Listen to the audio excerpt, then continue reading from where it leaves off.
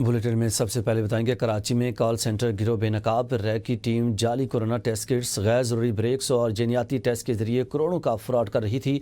Rag group पर मेडी care के मुस्तहकीन का डेटा चोरी और फरोख्त करने का इल्ज़ाम भी आयद किया गया। अमरीका की अदालत ने रैग की टीम के अरकान आमिर अली आरिफ और शहरियार आरिफ, फजा फरीद और फैज़ान सलीम पर फर्द जुर्म आयद कर दी है।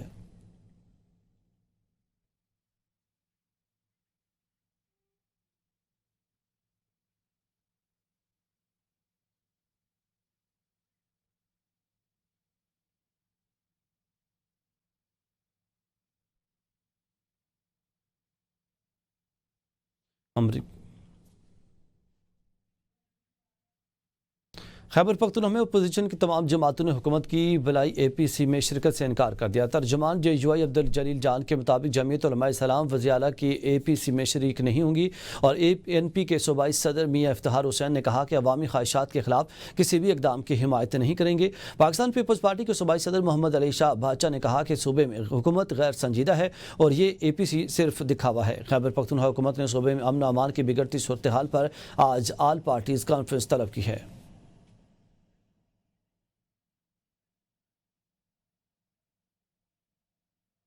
वानी चेयरमैन से जो लिस्ट मिली इसमें मुराद सईद, फैसल जावेद, मिर्जा अफरीदी, इरफान सलीम के नाम थे। वज़ीर आला खैबर पख्तूनख्वा का कहना है कि बानी चेयरमैन ने दोबारा लिस्ट अपडेट करके नूल हक कादरी का नाम आगे लाने का कहा और इरफान सलीम का नाम ड्रॉप किया।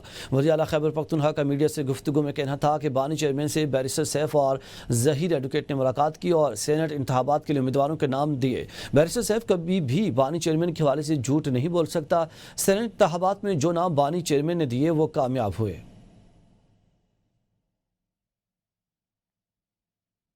इमरान खान से जिन लोगों की मुलाकात हुई उनमें दो लोग, एक बैरिस्टर साहब, एक जहीर एडवोकेट।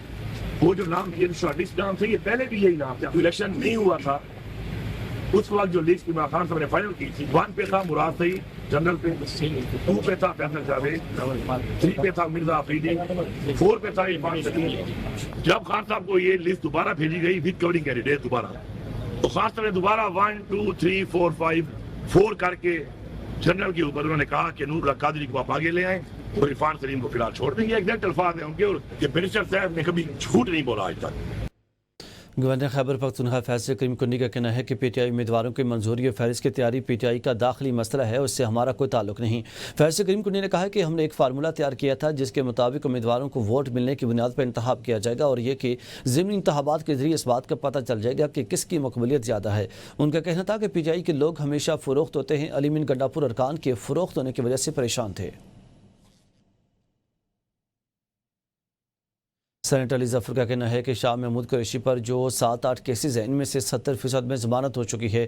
ABN न्यूज़ के प्रोग्राम सवाल से आगे में गुफ्तगू करते हुए उन्होंने कहा कि अदालती फैसलों के बाद दीगर केसेस में भी जमानतें हो जाएंगी और वो बहुत जल्द बाहर आ जाएंगे। Shah Mahmood Qureshi senior vice chairman हैं और वो इसी ओहदे में अपना किरदार अदा करेंगे।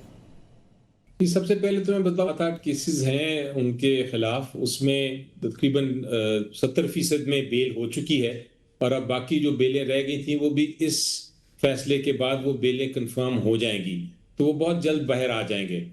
वो सीनियर वाइस चेयरमैन हैं और वो उस रोल में अपनी पूरी तरह बिल्कुल आएंगे, क्यों नहीं आएंगे, और वो अपना जो रोल है वो अदा करेंगे।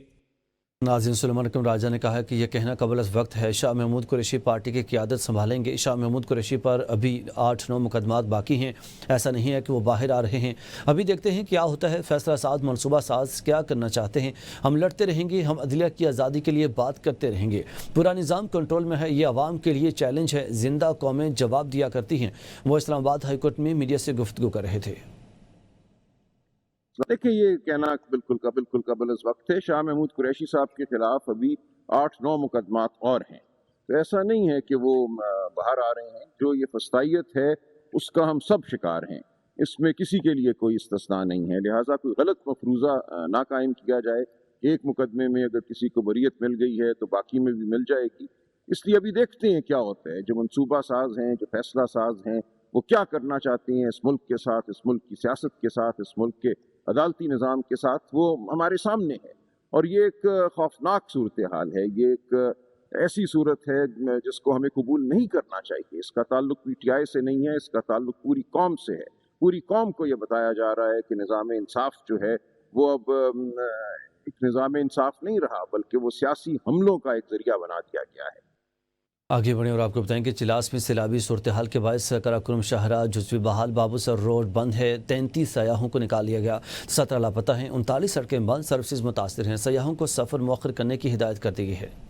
یوٹیلٹی سٹورز کارپوریشن کے ملازمین کا دھرنا جاری ہے، مذاکرات کا پہلا دور ناکام ہو گیا۔ سیکریٹری وزارت صنعت و پیداوار سے جوائنٹ ایکشن کمیٹی کے مذاکرات کا پہلا دور ناکام ہو گیا، ملازمین ڈٹ گئے اور کہا کہ اپنا حق لیے بغیر واپس نہیں جائیں گے۔ عارف شاہ جوائنٹ ایکشن کمیٹی کے نمائندے کا کہنا تھا کہ وزیر اعظم اپنا غیر قانونی اور غیر آئینی حکم واپس لیں اور کل دن 10 بجے اپنے آئندہ لائحہ عمل کا اعلان کریں گے۔ مظاہرین نے ڈی چوک کی جانب پیش قدمی کا اعلان کر رکھا ہے۔ اسلام آباد پولیس نے مظاہرین کی پیش قدمی روکنے کے لیے بڑی تعداد میں اہلکاروں کو تعینات کر رکھا ہے۔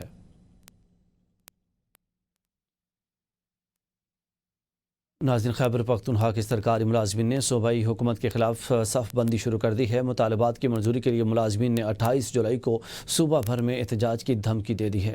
صوبائی حکومت کے رویے سے ناراض سرکاری ملازمین اپنے مطالبات کی منظوری کے لیے ایک بار پھر متحد ہو کر میدان میں آنے کو تیار ہیں، اور منسٹر نے بھی یقین دہانی کی ہے اور جو فائنانس کے ذمہ دار آفیسر ہیں انہوں نے بھی یقین دہانی کی ہے کہ ہم یہ مسئلہ حل کرنا چاہتے ہیں۔ اگر واقعی وہ مفلس ہے تو فوراً اس میں نوٹیفیکیشن جاری کرے، بصور دیگر ہم پھر احتجاج کی طرف جائیں گے۔ ہم ڈیمانڈ کر رہے ہیں فیڈرل طرز پہ 30% اور گریڈ 1 سے لے کر 22 تک۔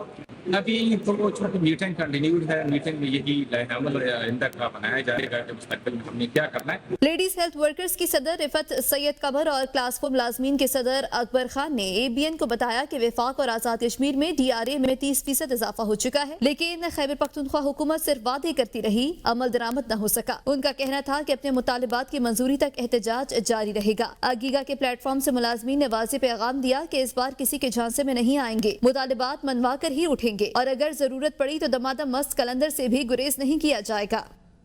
وفاقی وزیر خوراک رانا تنویر حسین کی زیر صدارت شوگر سیکٹر پر اجلاس، چینی کی قیمتوں کا جائزہ لیا گیا۔ اجلاس میں چینی کی قیمتوں میں واضح کمی پر گفتگو ہوئی، 200 روپے سے کم ہو کر 175 روپے فی کلو تک پہنچ گئی ہے۔ رانا تنویر حسین نے کہا کہ ذخیرہ اندوزی کسی صورت برداشت نہیں کی جائے گی اور شوگر ملز کے خلاف سخت کارروائی کی جائے گی۔ انہوں نے مزید کہا کہ چینی کی قیمتوں میں کمی حکومتی اقدامات کا نتیجہ ہے۔ JUI کے صدر مولانا فضل الرحمان کا کہنا ہے کہ فاٹا کے خیبر پختونخوا میں انضمام کا تجربہ ناکام ہو چکا ہے اور اس کی واپسی کا بھی کوئی راستہ نہیں ہے۔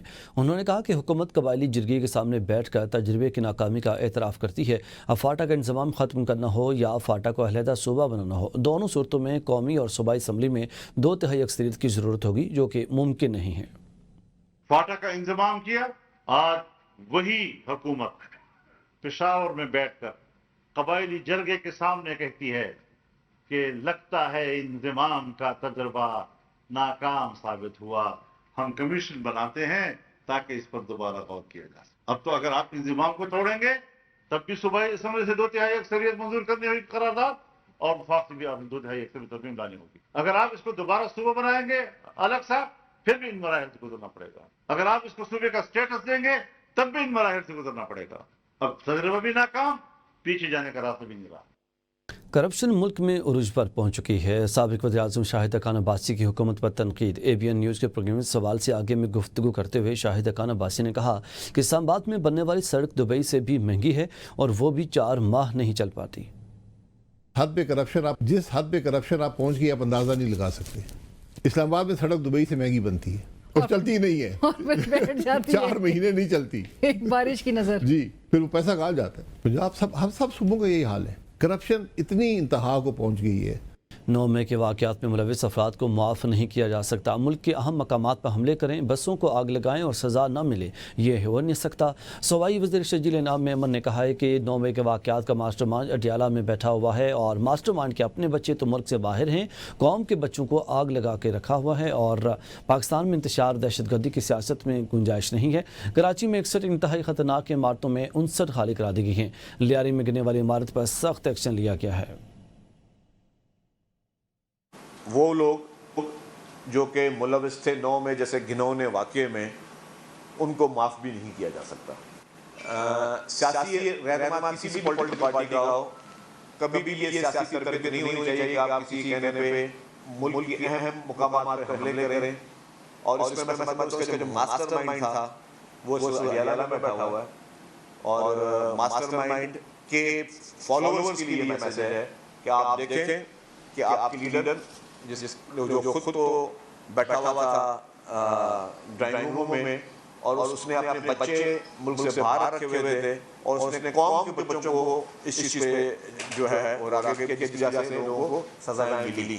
تو یہ انتشار کی سیاست، دہشت گردی کی سیاست، یہ سیاست نہیں کہا جا سکتا.